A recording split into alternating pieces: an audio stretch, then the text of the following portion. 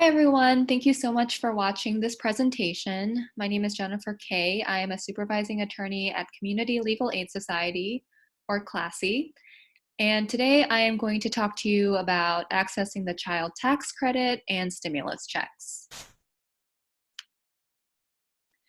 So first, I am going to provide an overview of the child tax credit payments.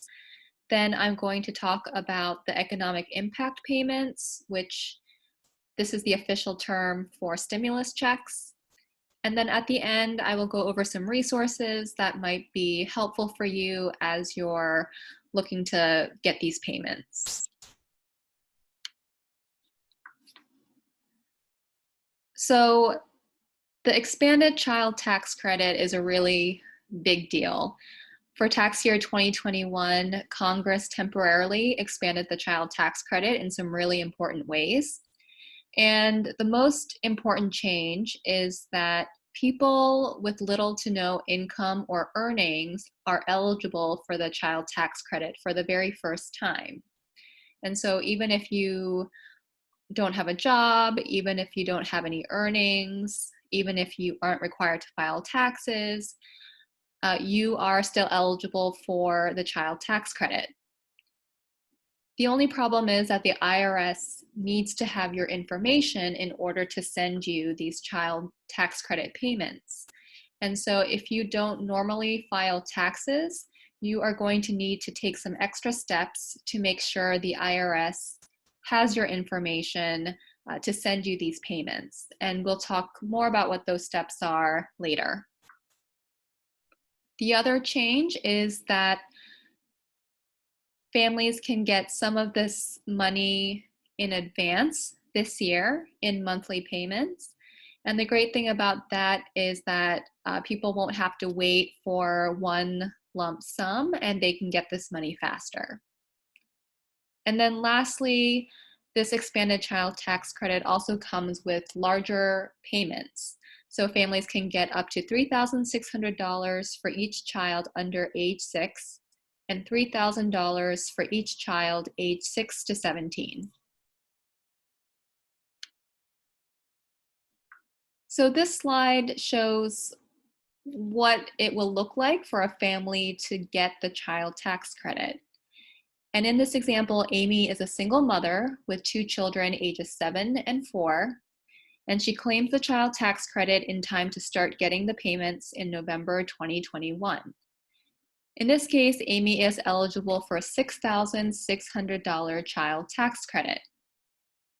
So Amy is going to get half of her child tax credit in advance this year in monthly payments that arrive around the 15th of the month.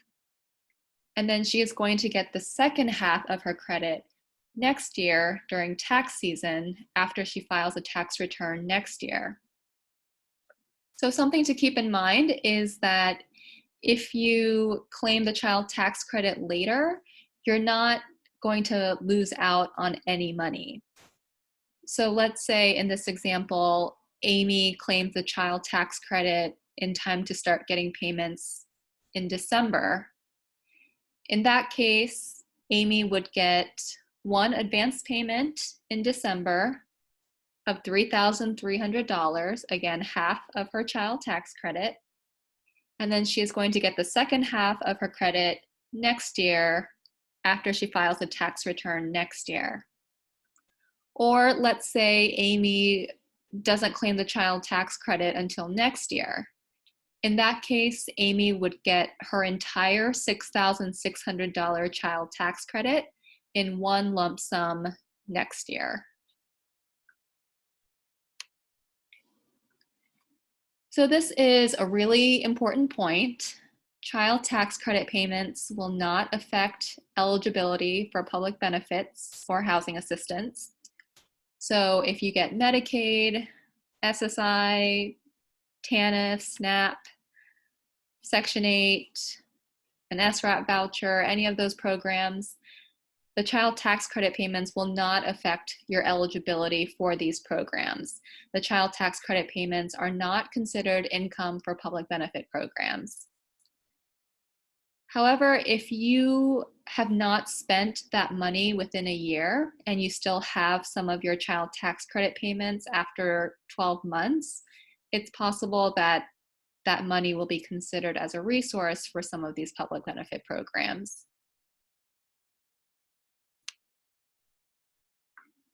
This is also another really important point because there are some misconceptions out there that if you take steps to get the child tax credit, you're somehow going to end up owing the IRS money in the future.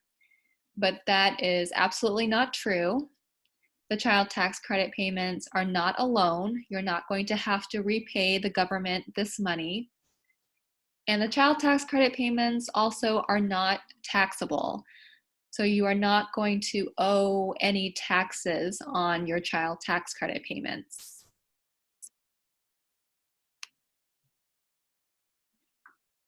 This slide outlines the major eligibility factors for the child tax credit. The adult claiming the credit must have a Social Security number or an individual taxpayer identification number, also called an ITIN, and the adult can't be claimed as a dependent themselves on somebody else's taxes.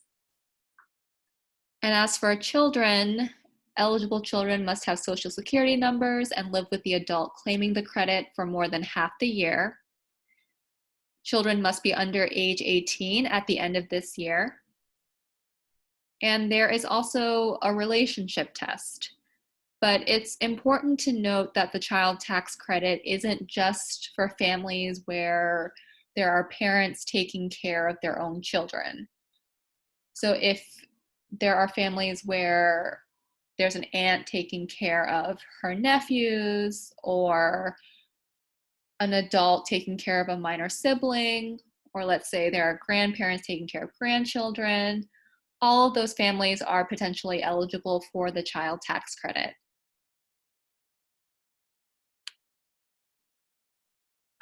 So as I mentioned before, in order for the IRS to send you the child tax credit payments, the IRS needs to have your information.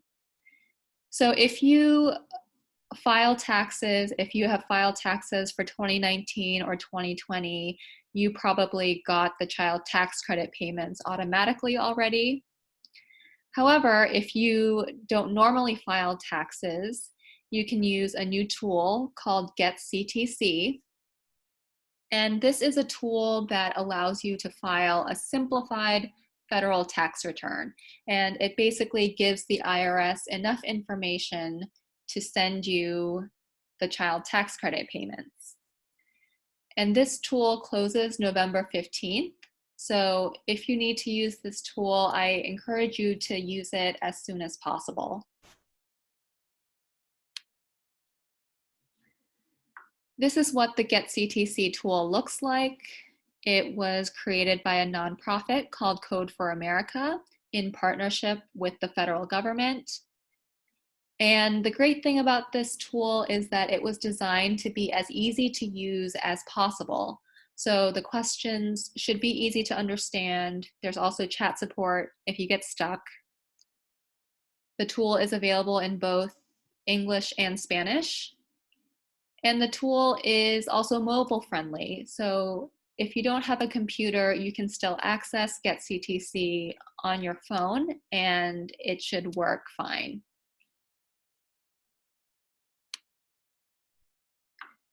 This is the information that you will need for the GetCTC tool. As you can see, it's pretty basic information. And as long as you have this information on hand, the tool should take you around 20 minutes or so to complete.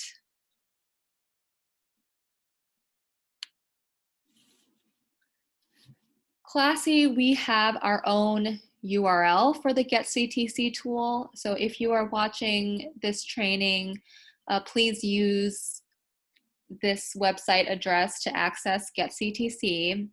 And there is also a GetCTC site that is in Spanish as well.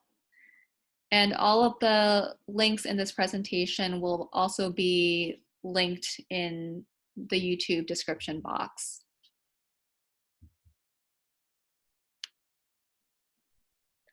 There's also something called a Child Tax Credit Update Portal, and this is available on the IRS website. It allows you to check the status of your child tax credit payments, and it also allows you to update certain kinds of information, like information about your bank account and your address. The one problem is that the Child Tax Credit Update Portal is not very easy to use. They want to authenticate your identity, so you're going to have to upload a photo or a photo ID, and that process can be a little difficult.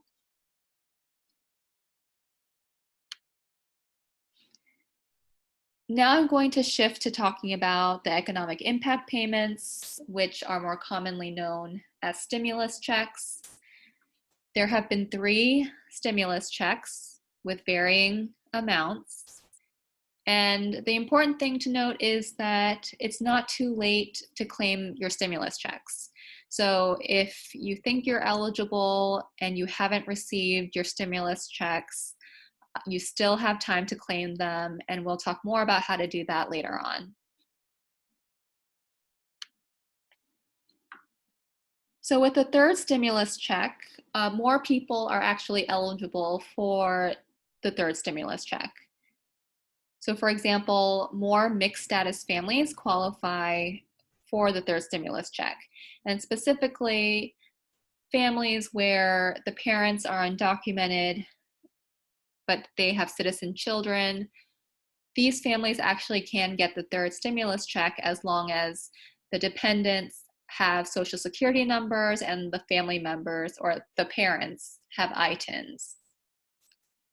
Also, with the 3rd stimulus check, people can get checks for qualifying dependents, and the qualifying dependents, they don't have to be minor children.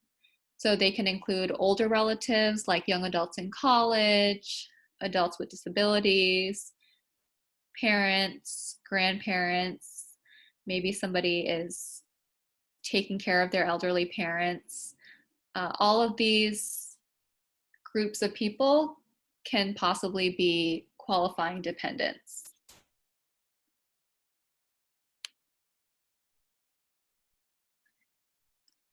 The steps to claim the stimulus checks are exactly the same as the ones to claim the child tax credit. So again, if you have filed a tax return for 2019 or 2020, you probably got the stimulus checks already automatically.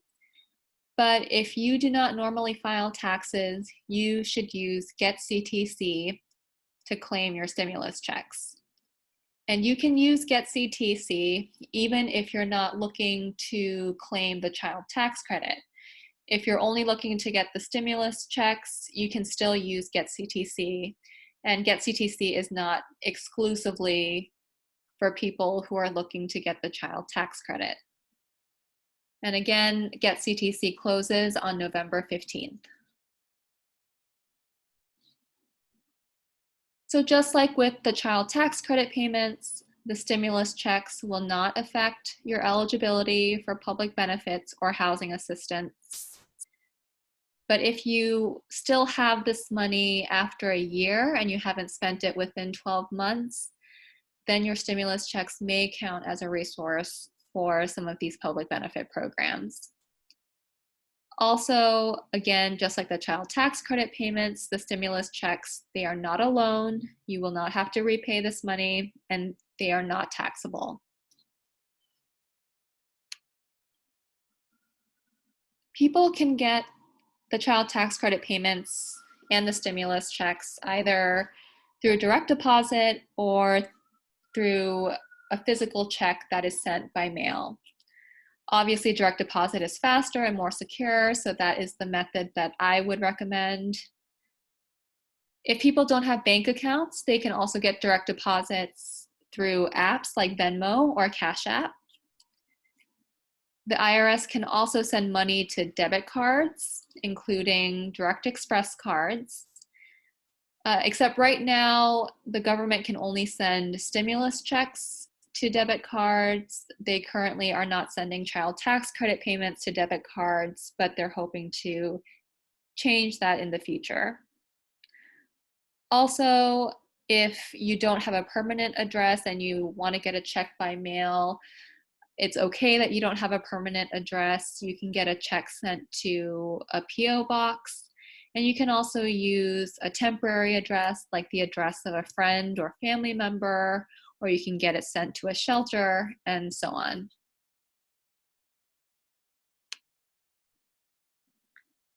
So again, if you need to sign up for the child tax credit and the stimulus checks, you should use the GetCTC tool. And this is the website address.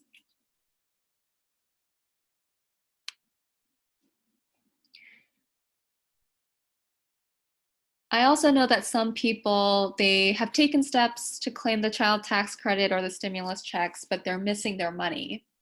And if that is the case, you should use the child tax credit update portal or the Get My Payment tool, which is a tool that you can use to check the status of your third stimulus check. And the address for these tools are listed here. If you check the update portal or the Get My Payment tool and you see that it has been more than 5 days past the date that the IRS deposited the money, or it's been more than 4 weeks since they mailed you a check, you should call the IRS to start a payment trace. And there are different numbers to call depending on whether you're looking for a child tax credit payment or a stimulus check. And if you start a payment trace, the IRS should get back to you within 60 days or so.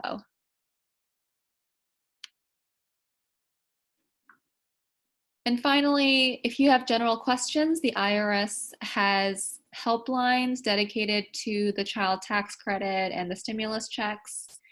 These are the numbers to call. If you call the helpline, the people on the helpline, they can't access your account, and so they can't give you specific information about your account or tell you what's going on with your account behind the scenes, but they can answer general questions. So thank you so much for watching this presentation. If there's one thing you take away from it, I hope it's that if you don't normally file taxes and you need to get your child tax credit payments or your stimulus checks, you should use the GetCTC tool, and you should use it by November 15th. I have also listed here information about Classy social media pages. We are on Facebook and Twitter, and so if you are as well, please follow us for updates. We post a lot of community education materials. We post resources like this video. And so if you stay connected with us on social media, you will also stay connected to important updates about topics like the child tax credit. So that's everything I had for you today, and I hope you found this presentation to be helpful.